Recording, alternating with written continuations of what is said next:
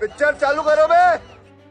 चलो भाई देखो अब मैं क्या करता हूँ। विनोद अग्निहोत्री जी, आपका इस पर क्या टेक है? क्योंकि जो अभी ज्योतिरादित्य सिंधिया ने कहा वो गलत भी तो नहीं है ना कि ईवीएम अगर सही होती है आप चुनाव जीत जाते हैं और अगर आप हार जाते हैं तो फिर आप कहते हैं कि ईवीएम जीरो। उस पर सवाल खड़े कर देते हैं आप। अभी बदत है भाई, अभी बदत है। सिंधिया जी की बात में टिप्पणी इसलिए नहीं करूंगा कि सिंधिया जी जब इस पाले में थे तब वो भी ईवीएम की बात करते थे।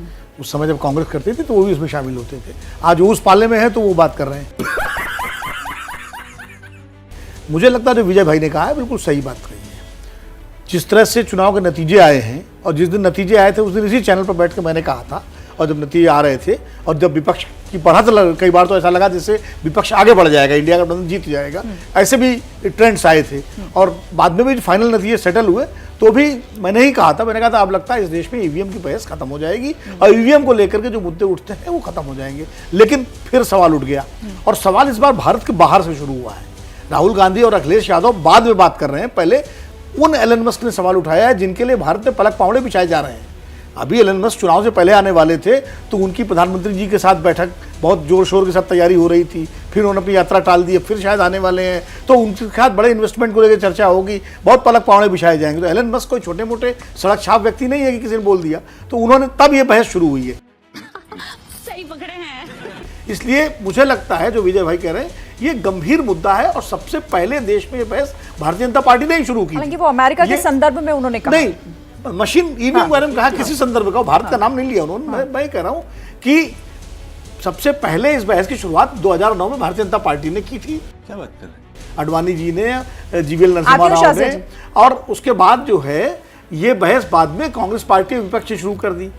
जो विजय भाई ने एग्जाम्पल दिए उनको देखते हुए मुझे भी लगता है कि कोई छेड़छाड़ संभव नहीं है। संभव अगर होती तो निश्चित रूप से मोदी जी का फासला 4.5 लाख का जो है वो 1.5 लाख पे नहीं आ पाता, वो हो जाता काम। या अमेठी की सीट जो है स्मृति ईरानी जीत जाती, सही खेल गया बेंच, या राहुल गांधी की लीड कम हो जाती, या राहुल गांधी फिर से हार जाते रहे। ये सारे बात सही। अयोध्या की सीट तो, या अयोध्या से लेकर चित्रकूट तक की सारी सीटें बीजेपी हारी है। निश्चित रूप से ये इस बात का प्रमाण है कि ईवीएम में बहुत ज्यादा छेड़छाड़ की हैकिंग की गुंजाइश नहीं है। होती तो ये सब हो सकता था, लेकिन इसके बावजूद अगर ईवीएम को लेकर सवाल उठते हैं, अगर चुनाव आयोग की कार्यप्रणाली को लेकर सवाल उठते हैं, जैसे एक खोजी पत्रकार हैं पूनम अग्रवाल जिन्होंने इलेक्टोरल बॉन्ड का खोज, उनकी एक रिपोर्ट आई है कि 140 लोकसभा सीटों पर जो वोट गिने गए हैं और जो वोट पड़े हैं उनमें अंतर है।